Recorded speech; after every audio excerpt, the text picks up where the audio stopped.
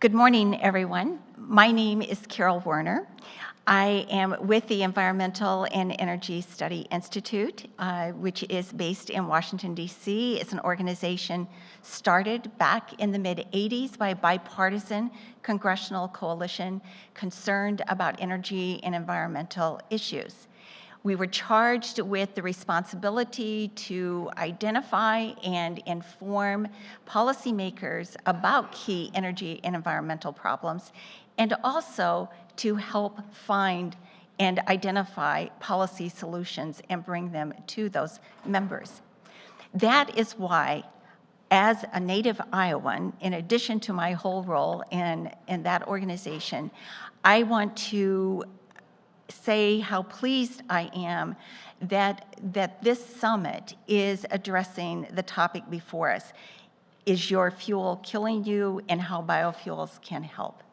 Because I think that we have an important story that needs to be told that has not received much attention in the public, in the media, and that it is something that needs a much closer look, that we all have a responsibility to make a difference with regard to the telling of this story.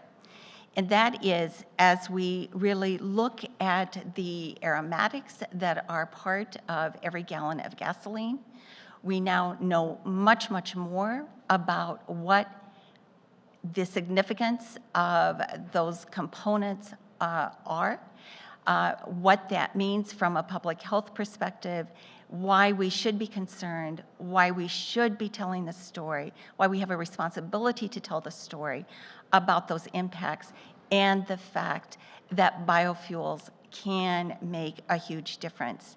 You've already heard in terms of the whole role of biofuels making a difference in so many other ways, which are all terribly important. Public health is an area that really needs to be talked about as well. Biofuels have a very important piece, are a very important piece of the solution, and that story needs to be told.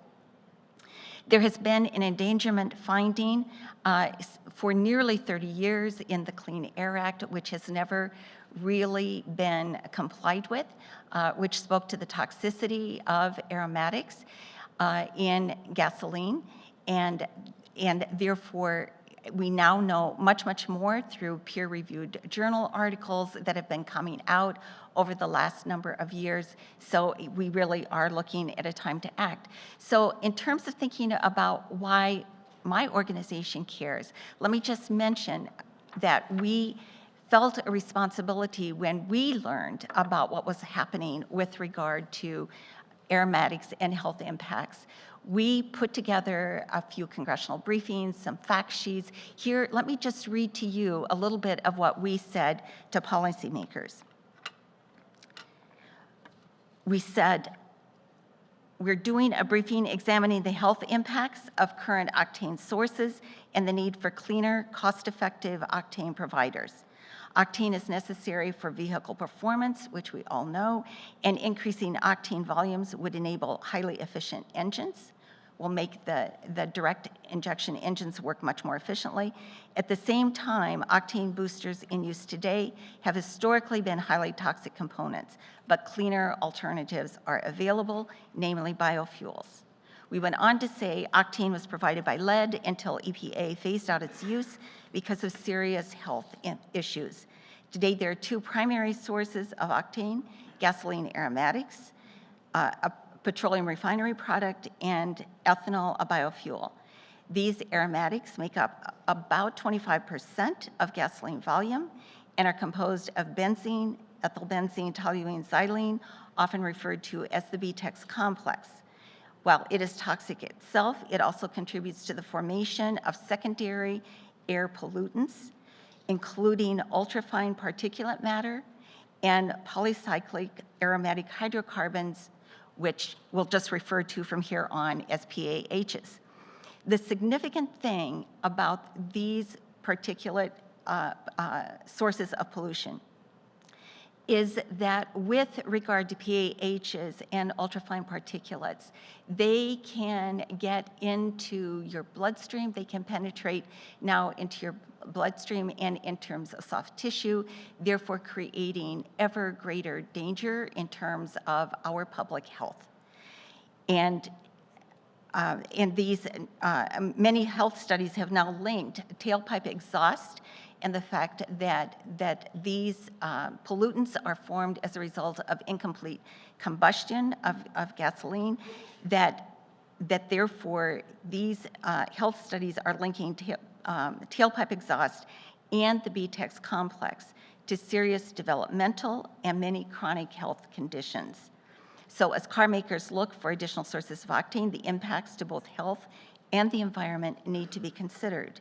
We also said that even very low-level exposure to the BTEX complex from gasoline, additives, and other petroleum products may contribute to negative developmental, reproductive, and immunological responses, as well as cardiopulmonary effects. Upon incomplete combustion of the BTEX complex contained in gasoline, these ultrafine particulates and PAHs are formed, which carry their own adverse health impacts. They are carcinogenic and mutagenic.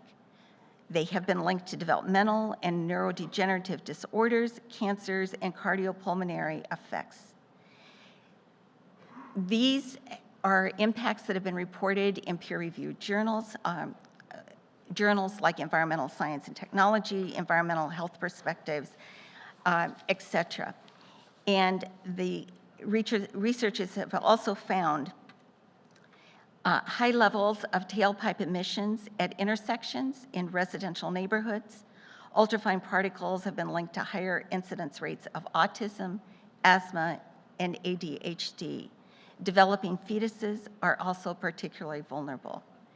PAH has been found in the cord blood of pregnant women living near congested roadways in New York City. Anytime that you are close to any kind of heavy traffic, whether it be in congested neighborhoods or very heavily traveled freeways, you are looking at exposure that people can avoid if they are living in the area. So as I mentioned, there are a lot of studies that have now been done that are appearing in peer-reviewed journals. We have that knowledge. We know a lot more. It now is a time when we must act. There is an important story to be told about how we should not want to tolerate the situation of having to deal with this toxic brew any further. We need to make sure that we inform ourselves, that we inform others, that we talk about this. And it's particularly important because there is a solution, and biofuels are an important piece of that solution. So I now want to turn to Stefan Mueller, who is someone who has spent much of his career working on related issues to biofuels, and in fact, he leads the Bioenergy and Sustainable Landscapes Research Group at the University of Illinois in Chicago. And he is the go-to person with regard to life cycle analysis with a focus on ethanol. Dr. Mueller is highly regarded in the whole research community, and he is always looking for the latest information to make sure that he is constantly updating his work and the models that he is dealing with, which is something that is so appreciated by so many of us. So I'd now like to turn to Stefan to talk about, in more depth, about that work. Thank you.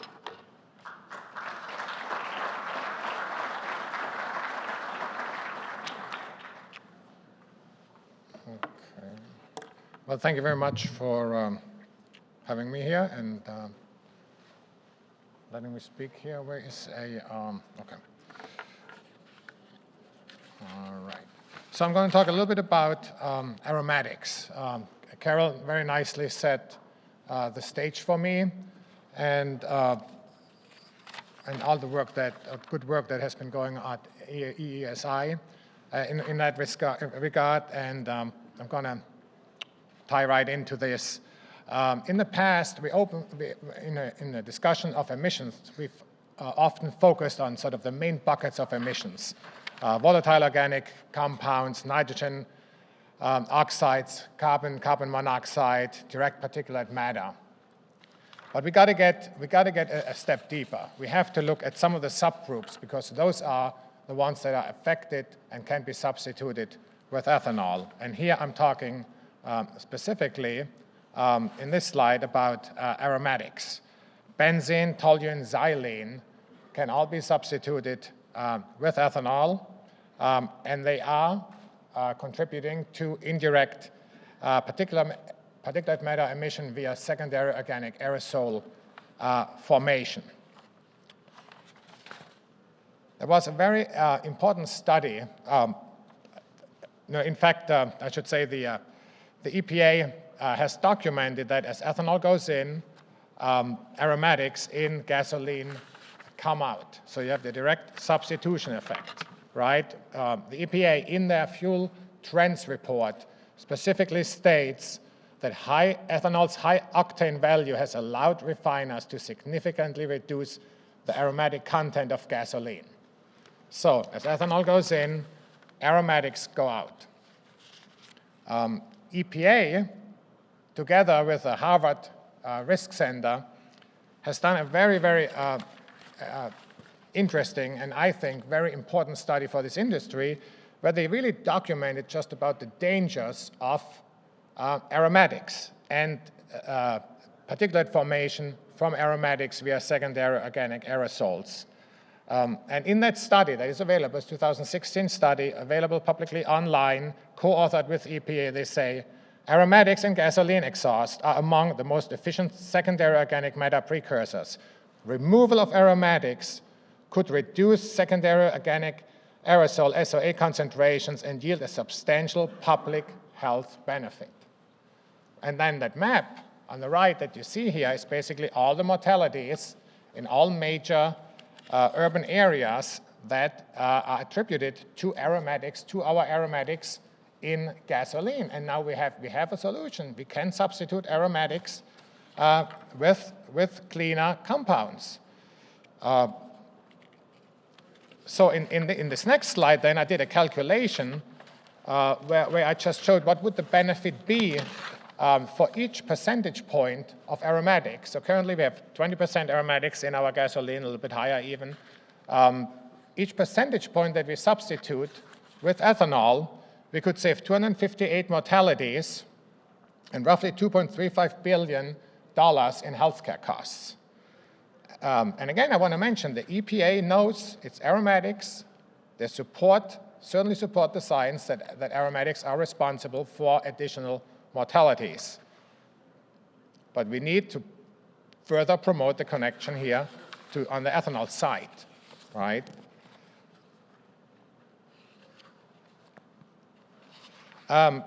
Some of the aromatics are particularly harmful. They're called, and Carol mentioned them, polycyclic aromatic hydrocarbons. And I want to talk a little bit about those as well, because the literature on they've been shown to be highly carcinogenic. A lot of them have been shown to be highly carcinogenic, but we need to further advance the literature in this area as well.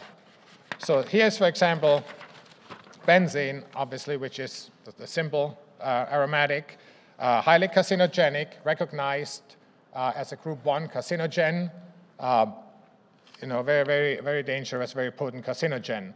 But then there's the polycyclic aromatic hydrocarbons, for example, and they have names like chrysene, phenanthrene, benzopyrene, and benzopyrene, BAP, is also very well understood, very strong lung cancer causing compound. Again, not all air toxins and not all polycyclics are created equal. They have different cancer-causing potencies, and some of these potencies are well understood. Others, work remains. But we're not the only ones looking into it. There was a Swiss study done not too long ago that substituted aromatics with ethanol and found some stunning results. The results show that emissions of selected PAH, polycyclic aromatic hydrocarbons, were lowered by 67 to 96% with E10. Regardless of magnitude, we can see that ethanol really reduces emissions from PAH and reduces cancer via that pathway. We have done our own study now I've taken data from Oak Ridge National Lab that did engine testing at Oak Ridge National Laboratory on an F-150 pickup truck fueled with high-octane ethanol fuel, E25. We obtained the particulate filter. Originally, they checked for benzene and some particulate matter, but we took the filters and had them further analyzed at the Hormel Institute at the University of Minnesota. They have a mass spectrometer, have a very sophisticated device that allows us to quantify that, and we showed a significant reduction for all of these compounds listed here. I don't know, you might not be able to read it, but significant reduction for all of this, again, benzopyrene, phenanthrene, chrysene, fluorenthine, all of these cancer-causing PAH were significantly reduced by producing an E25 high-octane fuel. So additionally documented that. Then we took those emissions factors or those reduction parameters and did an air quality modeling. We used the Chicago area, Northwest Indiana area. We did air quality modeling because a lot of these emissions really settle around the expressway, within a couple hundred feet of the expressways where you have the highest pollutant concentration. Expressway or roadways, I should say. So we used an EPA-approved model, or very much recommended model on EPA's website. It's a CalLine model.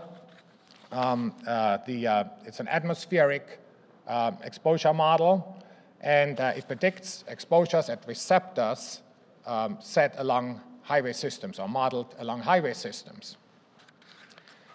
And what we could show then is that just for expressways alone, for our expressway system, we could save 1,200 mortalities by going to a high-octane ethanol fuel. So this is a tremendous savings.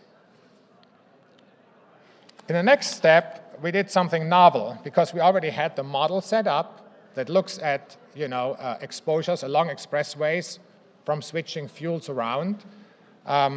So we also looked along who lives next to the expressway system and what are the implications of that. And that brought us a little bit into the field of environmental equity. And we're just sort of starting to touch that a little bit and looking a little bit into this. But I find this to be a very informative and very interesting field and something that also needs to be watched with respect to EV vehicles, as I will talk about. So the field of environmental equity basically describes a country or world in which no single group or community faces disadvantages in dealing with environmental hazards, disasters, or pollution.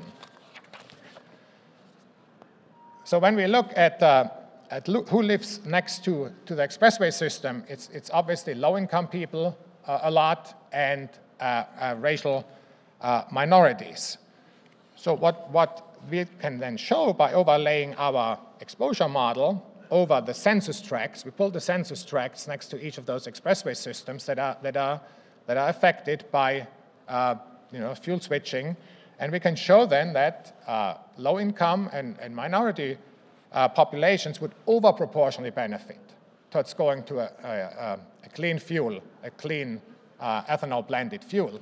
They would overproportionally incur the benefits of such a fuel switching. And I think that's an important notion here that we should make and that we should keep in mind. Because this is not so very likely with electric vehicles, right? With electric vehicles, obviously, if we reduce emissions along expressway, they will also incur the benefits. But with electric vehicles, we have other issues. We have the issues of accessibility and economic accessibility, right? The first article on this is from a German paper that says electric cars, low earners may never get to drive one. There are barriers to adoption for low-income groups to adopt and buy an electric vehicle. Even the Sierra Club, who is very much promoting electric vehicles, states, though EV adoption deployment has increased in recent years, people from disadvantaged communities are more likely to encounter the strongest barriers to EV adoption. So we have to be mindful that, I'm not against EV vehicles as I pointed out, but a transition to EV vehicles will have also social consequences, and we can't just put our head in the sand and not acknowledge that. This was from a very recent article from MIT looking forward, because everybody always says, yeah, but the price is coming down, the prices are coming down. This was from this article I just pulled out this morning was from the Massachusetts Energy Initiative. It basically says that we should not expect a parity through 2030 between EV vehicles, and that there will always be a $5,000 difference initial cost difference between EV vehicles and the conventional combustion engine. So I think, in summary, for now to my talk, I think we need to really look into regulating, reducing aromatics in our gasoline, similar to the fact that originally we substituted MTBE with ethanol. I think aromatics could be the next set of hydrocarbons that should be substituted. EPA clearly sees that there would be a benefit, right? And so we should move towards that. With respect to all the changes that are going on currently in the powertrains, I think we need to be, there's opportunities, a lot of opportunities also there for liquid fuels, for clean liquid fuels like ethanol. There are positive environmental equity considerations that ethanol can provide by cleaning up a current fuel in the existing vehicle fleet. We can immediately start reducing pollution in disadvantaged neighborhoods. And so these are sort of my key points. And then with EV vehicles, we have to just be mindful that there will also some equity implications associated with that. So with that, I'm closing my initial comments here.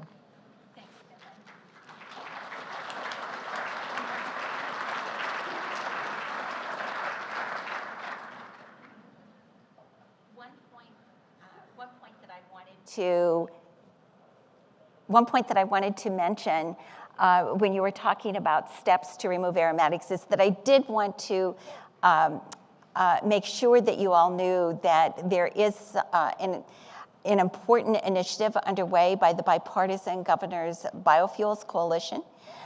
They had the leadership, bipartisan leadership within that coalition, Governor Kristi Noem from South Dakota and Governor Tim Walz from Minnesota had sent a letter to President Trump, and they are now going to be, the staff of the coalition is going to be in Washington next week meeting with a number of the congressional offices from those delegations to make sure that they are aware of this letter to the president that is calling for for addressing this endangerment finding with regard to aromatics, so that we need to really phase out aromatics and that we do have solutions to accomplish that. So it's not going to be easy.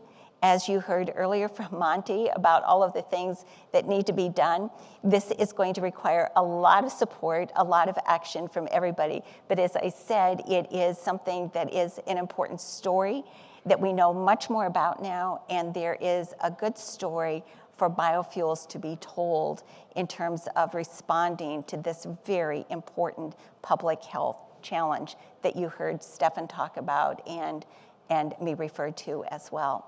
So a question that I also wanted to put to you, Stefan, was in terms of all of the research that you've been doing, looking at, are there gaps that you see that you think should be filled in terms of research that you would say we need such and such kind of institution or organization to take on looking at a particular issue?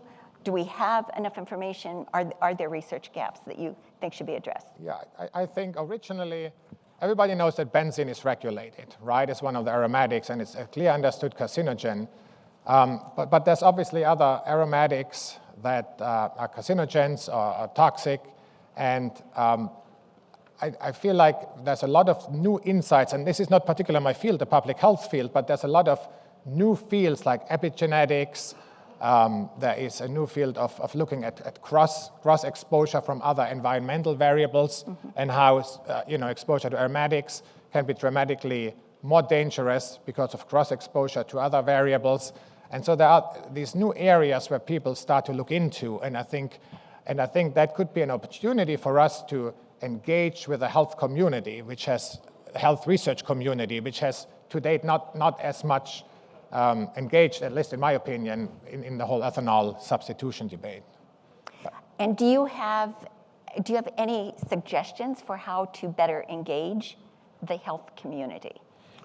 Well, I think, like I just said, I think there's a couple of new developments, right?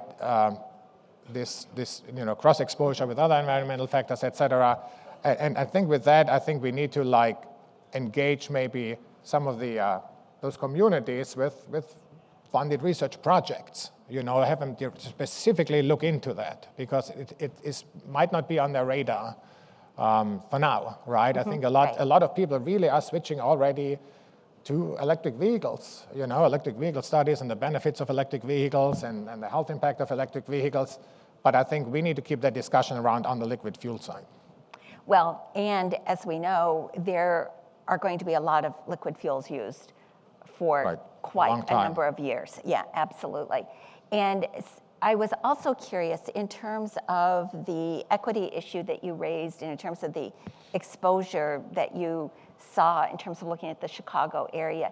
Have you had an opportunity to speak to any groups in that area, or has there been much discussion? Is there much awareness within the community, say in that Chicago area, about what you found? Yeah, so I think there's a broad literature out there on obviously where people live, right, on the census tracts, distribution, for example, within the city of Chicago, close to expressways, close to roadways, and so that's very well supported that lower income groups live next to expressways. So that is out there, but we have not yet, and there's a lot of literature out there that a lot of groups over proportionally share the burden of pollution, right? But we have not met with any of the groups and showed them, a potential, this kind of data and what the implications are. We have not, which is another whole thing that needs to be done as a way to probably help build a base. So far, we just completed the study. We've set up the model, and sort of just so we have some showing action some steps results. for you now, right? Yeah. Okay, so I wanted to ask, we have a couple minutes left, and if there are any questions that people would like to ask, if you're at the mic, go ahead. Stefan and Carol, thank you very much for the work you're doing. The question I had is, if we do not move to mid-level blends, higher level blends of ethanol over time, what do you expect to see as an impact on the general health of the population? Well, obviously, if we move to mid-level blends or higher level blends or high-octane fuels, right, that's where you would see the most dramatic impact, right, on that we can achieve, or very high impact that we can achieve. All our data was data we've taken from the Oak Ridge study was E25 data, and it was very promising in terms of reduction in cancer cases. Right. So we would basically forego a lot of savings that we could have. And I would just add that I think if we do not address this, we are going to see an increased number of adverse health impacts, whether it's cancer, whether it's cardiovascular, pulmonary disease, other neurodegenerative issues that arise. Those issues are not going to go away, and you end up with cumulative exposures. So I think we want to be we should be very, very careful and very thoughtful, because this is a price that we should not pay when there are better choices. So we need to be about not tolerating a situation when there are better choices that are also affordable, accessible, and that will meet all sorts of other societal goals as well. Thank you. Question? Hi, Graham Noyes from the Low Carbon Fuels Coalition. Carol, thanks for all the great work at BESI. Appreciate it out there. Question for Stefan. Wondering whether you've engaged with the California Air Resources Board at all with the work you've done specific to AB 617 that's focused on disadvantaged communities and is establishing a network of air quality monitoring at literally at the local level focused in disadvantaged communities. I know there's work being done to pursue E15 in the California market. I think this could be a very valuable addition to the conversation if it's not already in the conversation. Yeah, I agree. I would be happy to engage and support, obviously, these efforts. That sounds exciting.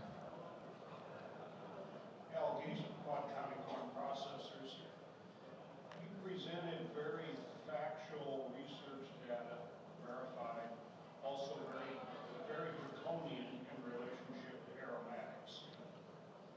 I think about, as we've all seen in recent months on every television station in the nation, the litigation going on with glyphosate or Roundup by national law firms, and I look at this data and I see what could be potential opportunities for litigation here to pursue damages because big oil continues to use these products with the draconian data that exists.